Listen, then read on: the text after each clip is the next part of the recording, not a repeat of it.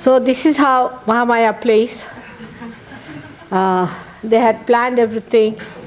They had all the arrangements made, and the sari was missing. All right. So they came and told me that the sari is missing. So now what to do? You can't have puja without the sari, according to them. So I said, all right, let's wait. If it arrives in time, we'll have it. Otherwise, we can have it later. But I was least disturbed, least upset, because I do not have a mental conception of it. But if you have a mental conception, oh, we have programmed everything, arranged everything, we have done this, and now it's fizzling out. Doesn't matter. Nothing is fizzling out.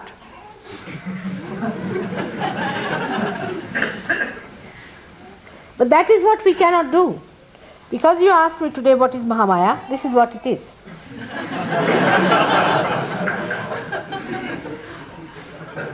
You must learn to accept whatever comes your way. That's one of the things. And here where we feel frustrated, angry, upset, and spoil our joy, one of the things, because we make a mental projection. Mentally we calculate something. This has to be. And it's really in a way a subtle ego failing. Because I thought that's what is destined, all right, we'll have it tomorrow. What does it matter? In any case, I told Mr. Srivastava that I'll be back only about 2 o'clock. He said, why not in the morning? I don't think it will be feasible.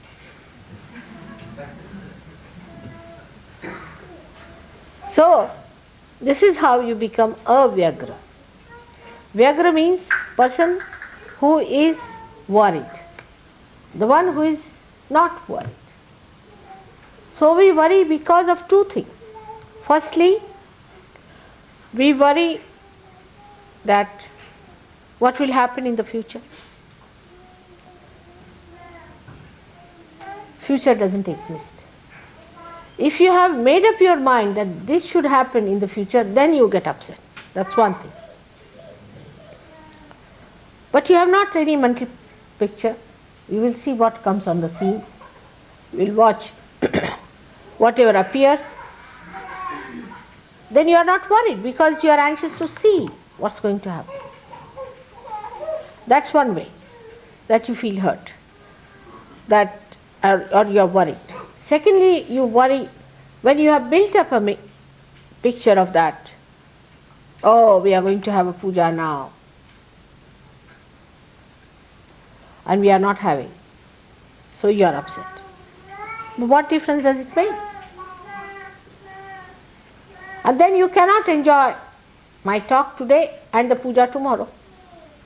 Because today you think it was going to be puja, we are all dressed up well, very nice. We spend so much time to get ready for the puja, all right, we can do it tomorrow also. What does it matter? We really decorated ourselves well, we were all ready for the puja, we were sitting here for the puja, and now what has happened?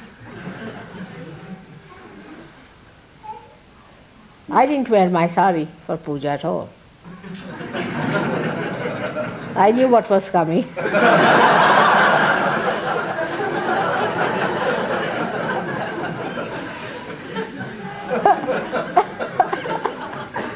So, it's all right to see you like this, because normally in the puja I never see you dressed like this. I'm busy with myself. Now I can see you nicely dressed. I feel very happy about it.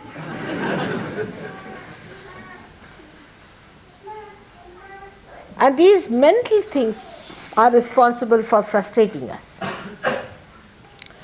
Like as I was telling you about money, same thing happens. In India people come, they keep so much money for buying things. You see, sometimes they come loaded just like what you call traders. The customs are so kind. I mean, Sahajogis have a free pass, whether in India or in England or anywhere.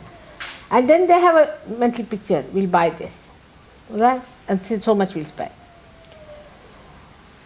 And if they have to spend some money for something else, they get upset because they have decided to spend so much. So then they go to spend some money. That's also, you see how Mahámája works, you see. It has happened with all of you. So they go and buy something. I'll tell you, Gavin bought once an image. I don't know, he paid about, I think, 500 rupees. How much have you paid? About 4,000 or I don't know. How many pounds you paid for that? Huh? 40 pounds. He paid 40 pounds for that thing. I would not even pay 5 pounds for that. And I said, what's this? How did you buy? Oh, it's a very nice thing, mother. We got it in Agra. I said, it is from Nepal. If you buy it in Agra, it will be very expensive. And it's such a waste.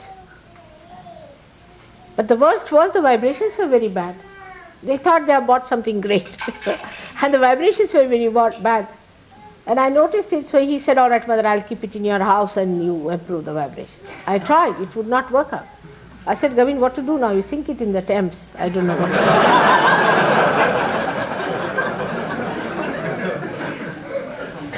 And then luckily it happened. CP said that I have to take some present of Buddha, Japan. I said, these Japanese executives are good for nothing. No booth is going to trouble them. So he said, can I buy something? I said, Buddha's things, it's not easy to get here. But I have an Avalokiteshvara, would you like to take that? He said, what is the price? I said, 40 pounds. He said, all right, I'll buy it. And he bought it for 40 pounds. I said, all right, give it to the Japanese fellow. He was a very nasty person. I said, good for him. And I palmed it off. That's how. You see, because I knew that it will have some purpose somewhere. So this is how our mental images are so rigid that there is no flexibility in our understanding. And if you start making it flexible, then, and this is very early stages when Gavin had gone to India, very early stage. Now he is different. So if you become flexible, then what happens? You see the joy of it. You see how things get adjusted. But if it is rigid, then you get caught up into your own rigidity. And you can never enjoy, because there is no movement for the Mahámája power. And that's how then you feel frustrated. You see, it is all your own creation. The mental projection is your creation. And also the destruction is your creation. Nobody is responsible for that. You are responsible. But who does that is Mahámája. Sankalpa vikalpa karoti. You do decide something. You say, now, today I will go to Birmingham. I have to go to Birmingham. I can't come for a meditation. I have to. After some time you will find that it's impossible to do something but to do what is needed for surgery. Because whenever you will try to do something, you will find it will frustrate you, it will upset you. If not, then it will make you realize what is important, what you have missed. Sometimes you get lost on the way. You think that, oh God, we have lost the way, what to do, now where to go. If I was you, I would say, all right, you've lost the way, must be to find something else. And there I find something else which I've been looking for days together. I just see that.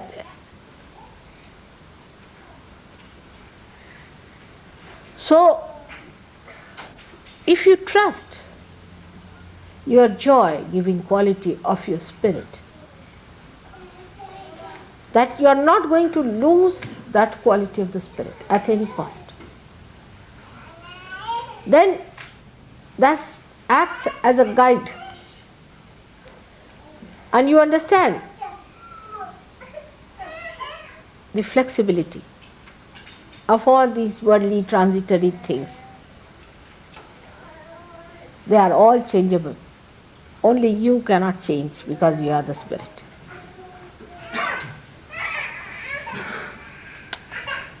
Today I wanted to talk about Múládhára, which is very important subject. I think I have talked about it many a times. But in the West, I must say, because of our wrong attitudes,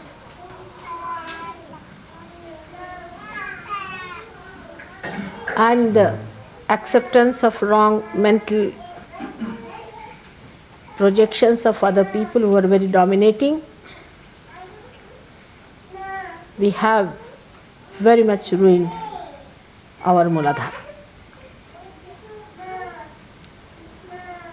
Despite the fact that Kundalini has risen with whatever weaker power that Múládhára had and has sustained itself,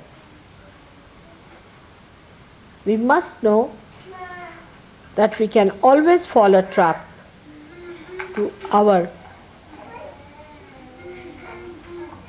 different bifurcations which we had created before. It's a very serious matter that the Múládhára chakra has been really shattered, and we have created pathways into which our attention can go if we are not very careful. Now supposing if somebody is a dishonest person or a miserly person or money oriented, it is very gross and you can see it so clearly. You see yourself and you get shocked, why did I say such a thing? Why did I do such a thing?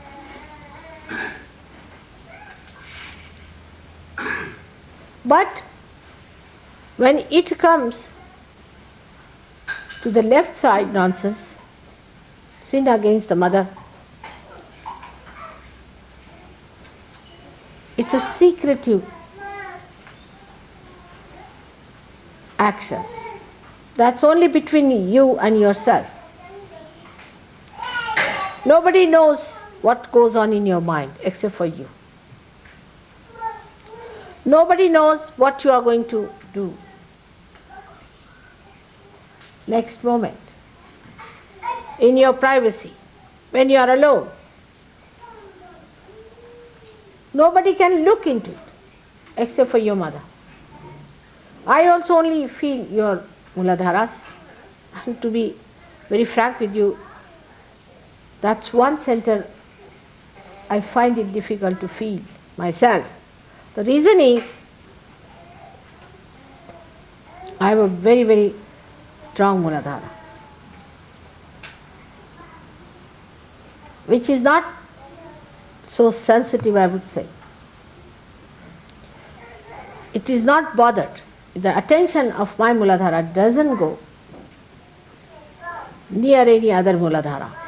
It just recedes back. That's the action it plays all the time. So I also, unless and until it is very badly off and if the person is very close to me, then I feel the Múládhára very strongly. But still I can. Supposing you give me something, that thing is used by you, immediately I can feel it. So the correction of Múládhára entirely depends on you. And without a strong Múládhára, you cannot rise high. Do what you like. Now for people who are Indians, who have respected their Múládháras, there are so many methods and ways given how to raise the power of Múládhára. But that won't work out with the Western people because it's a damaged one. It's a one which is a shattered one and which does not work on the physical side of the Múládhára but on the emotional side, as we call the mana, the left side. So, even you may not talk in that way, but your mind is still in that realm. And you still think on that realm. Even mentally, you are in it. Or you are seeing things, wanting to see such things, wanting to enjoy such things. That lurking attraction is still there. Your Múládhára cannot stand that. We have to realize that I am talking to Western people. I would not say the same to the people from India. So now we have to work out much harder to be on the watch out, to deal with yourself, as it is more a mental activity. Mental meaning, I mean the emotional side. You have to watch your mind. In English it's very funny word, mind is. But mana, through which we cater to our emotional side, to our desires. Where is it going? Where is this movement of our mind? What is it doing? You have to stand against your mind, stand against your desires, or you can face it and see for yourself clearly what's happening. It's for you to decide. Nobody is going to correct you on this point. I know you people have been confessing to me. I never read your letters, to be very frank. Whatever letters you sent, I would not read it. Whatever confessions you have made, I have burnt all those letters. I haven't got any idea as to what you did, nor do I want to know about it. That's not my concern. My concern is that now you do not dwell upon the same ideas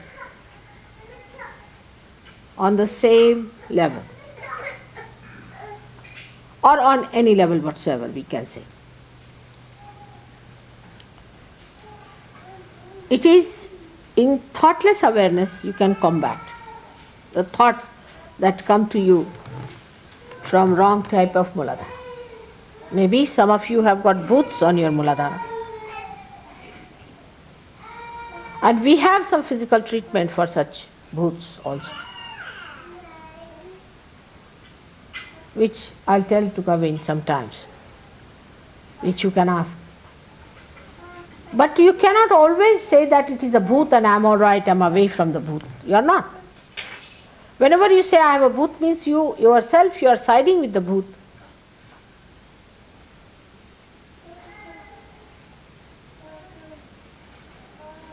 You see a person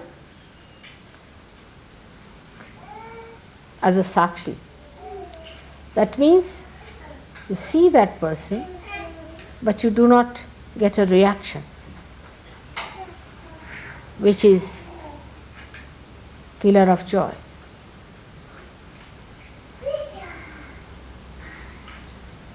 You yourself can feel your Múládháras very well.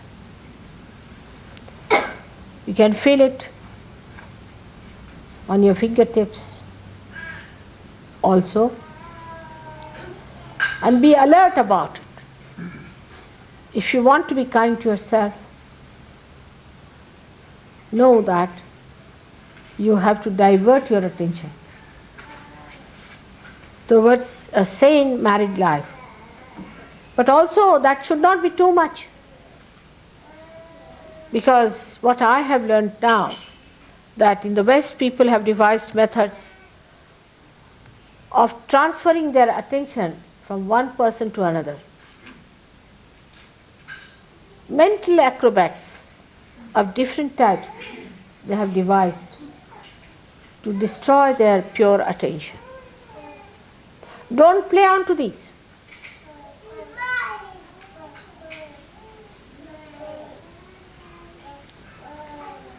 There are so many other things by which we express that we are still under the trap of a bad Múládhára. The way you dress up, the way you walk, the way you sit, the way you talk, the way you behave, to impress other people and to be impressed by other people in Sahaja Yoga itself. The only impression that should really work is the height of ascent that others have achieved. You can do it, it's not difficult. When the Kundalini can rise with all such shattered Múládháras, I'm sure you can cure your Múládhára completely. But your question is first of all of strengthening the Múládhára, for which I think you all have to go into a kind of a tapasya.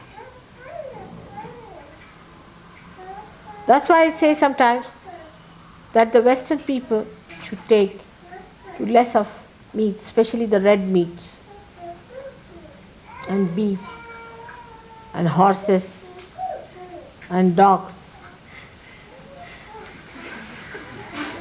and I don't know what else you eat.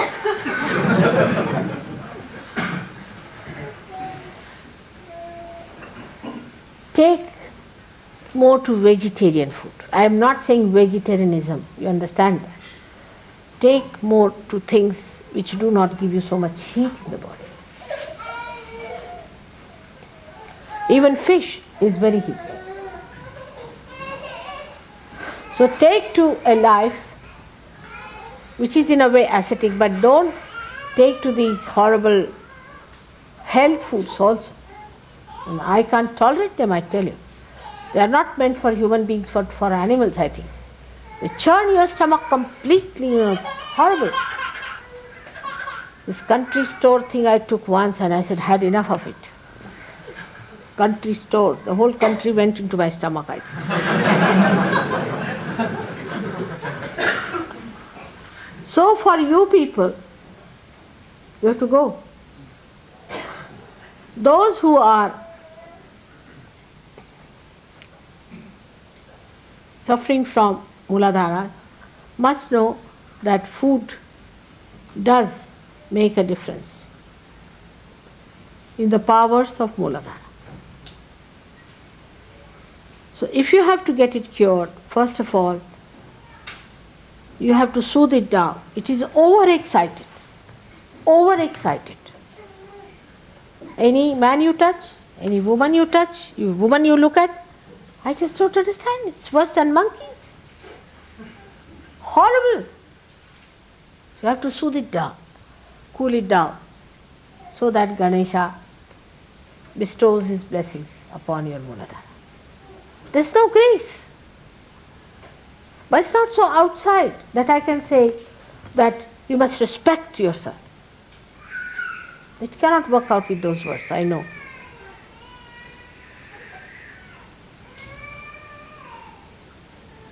You have to sit down, do meditation, and try to soothe it down.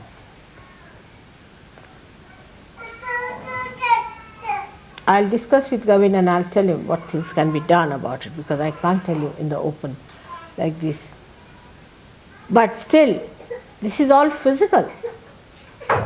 Mentally, you must be on the watch to see where does this mind go to dirty things.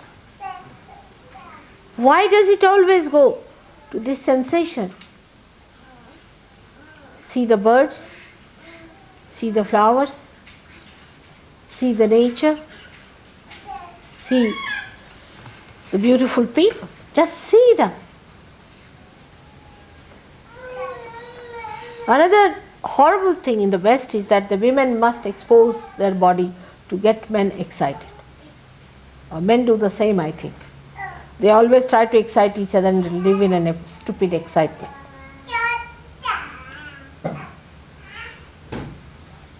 You have to expose beautiful things like flowers, beautiful ornaments. All right. But you are not a thing. It's your private.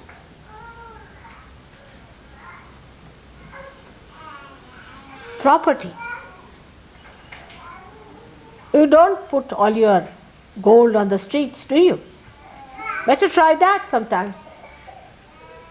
You will mind people plundering your gold, but you don't mind your chastity being plundered.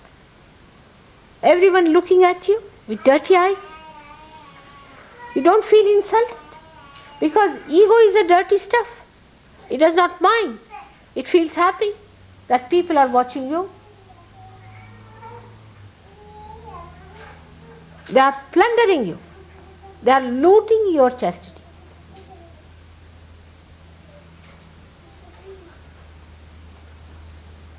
But Saj Yogis are not like that. But still I must say, you must cleanse your hearts, cleanse your minds. Take yourself out of it.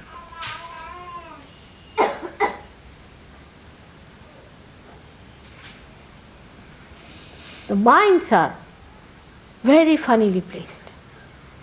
And that's why the greatest complications there are in the brains of people. They are very confused. Very confused people. Because there is no wisdom in this kind of life.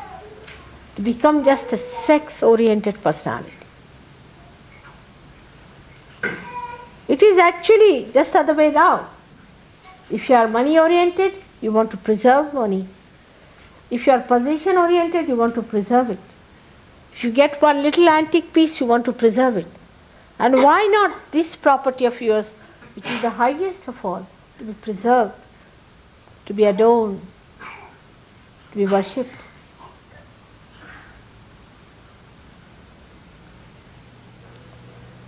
I am quite worried on that point, that secretly people are indulging into such things.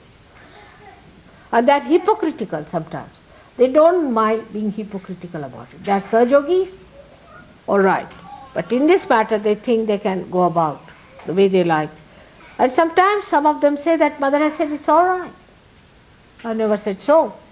This one point I cannot compromise is this.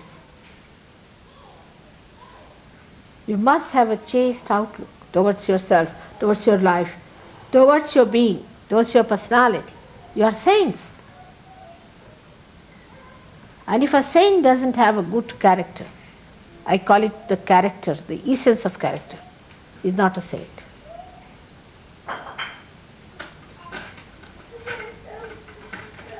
So this purity has to be maintained. There cannot be any compromise on that. You cannot hit at the roots of everything. If it works out in a collective way, nobody cheats oneself, nobody deceives oneself, and puts the mind into right track of ascent, thinking about the ascent, how you are going to rise, thinking of the moments when you had the joys, thinking of the day when you met me first, thinking of all the other beautiful and holy things. Your mind can be cleansed. And whenever such a thought comes in, you have to say, not this, not this, not this. It's more mental than physical, I tell you. I know it's difficult, but if you can get realization, why not this also? You all have to understand that there is no compromise on this. And a day may come, if you continue with it, you will be thrown away completely, just like any other devil is thrown out. So there is no compromise. Tell yourself. Don't deceive yourself. Don't cheat yourself. You cannot ascend. If there is any lurking thing within you, you will be dragged down, because that's your weakness and you will become weaker and weaker and weaker. Only question is, where is your attention? Divert. Divert your attention. First you will need some exercise, some effort, and afterwards it will come automatically. You won't have to exert. You won't have to worry. On the contrary, it will become impossible how to be otherwise. So much conditioning is there. We have played into the hands of conditioning. We have ruined ourselves. This conditioning is the subtlest of all and the worst of all. It's impossible to combat in Sahaja Yoga unless and until you individually take up the responsibility of looking after it.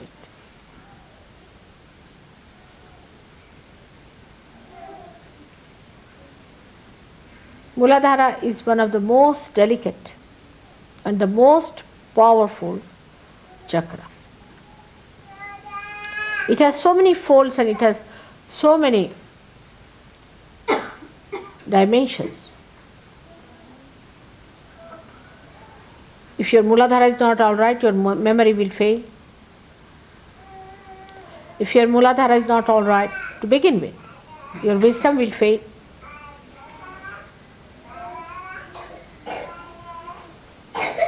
You will have no sense of direction.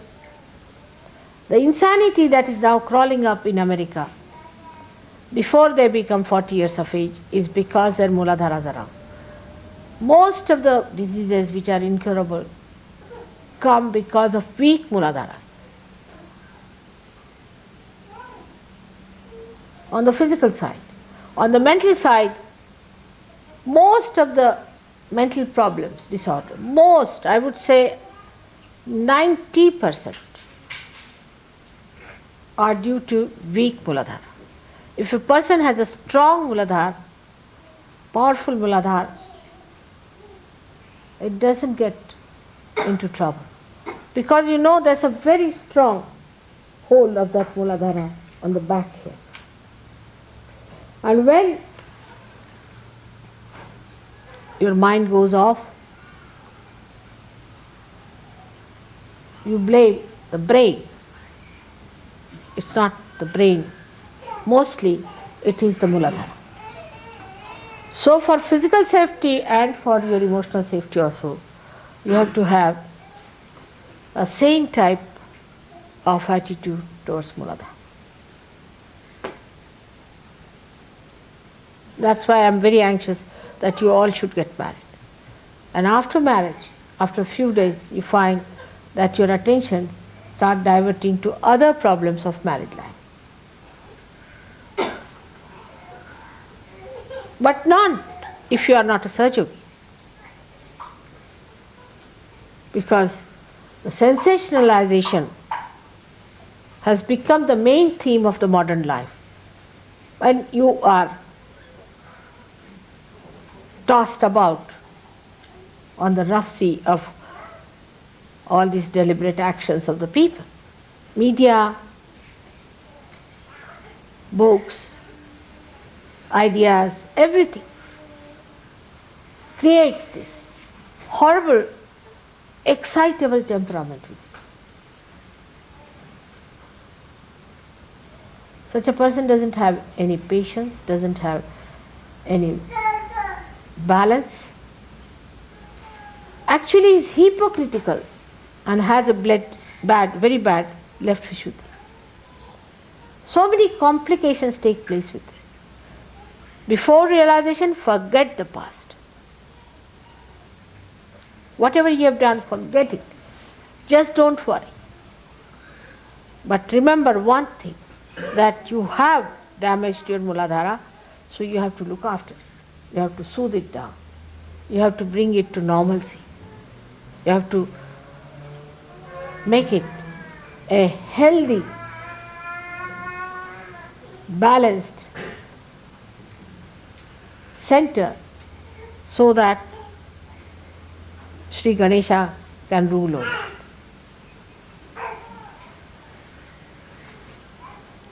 Talking about Sri Ganesh, vibrations become too much for me. We talk of innocence, but to awaken innocence within ourselves, we must be on the full watch, on the full alertness about our minds. What is it thinking? Where is it going? Where is this thief going? Is he trying to do some tricks? Is he up to some tricks? All right. You have to be alert, very alert. I've been thinking of talking about it since long. But now I have to tell you one thing, that you'll be exposed. That is another quality of Mahámája. She'll expose you. You'll be exposed if you try to play tricks with me. With me means with your Kundalini. If you try to play tricks with your Kundalini, you'll be exposed. And you'll be ashamed of yourself.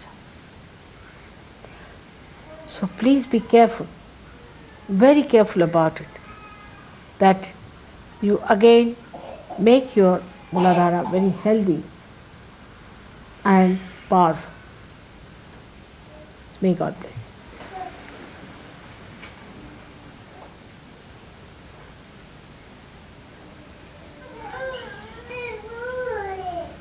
So our prayer should be that let our Múládhára be healthy and strong. That's all. Let's pray.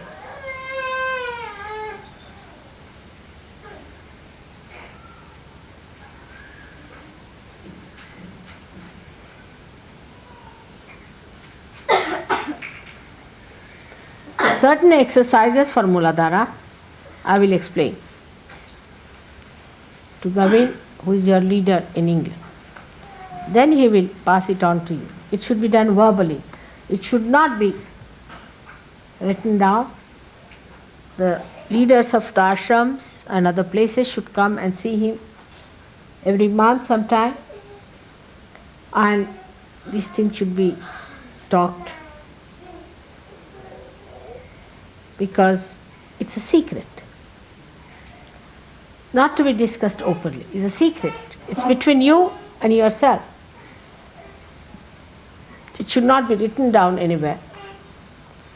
It should not be mentioned, but should be worked out by all of you in such a way that you enjoy the bliss of Sri Ganesh. It's more for the ladies, I would say, than for the men, because men suffer much more than women do. And that's why women must be very careful. Develop very good relationships with your brothers. Unless and until you really establish your high character, men cannot be improved. You have seen in India, women don't like if anybody tries to look at them or tries to touch them. They don't like it. Women have killed themselves, burned themselves up, thousands of them, because they thought some other people may come and touch their body. It's so related to your Atma, to your spirit, as if it is the body. Innocence is the body of your spirit.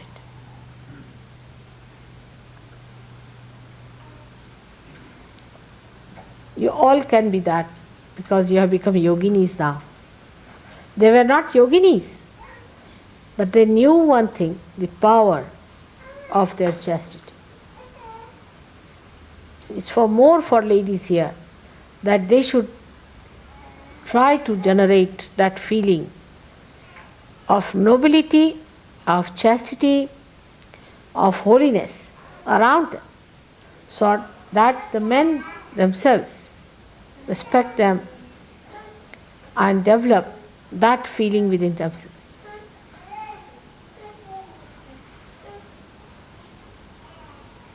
Thank you very much.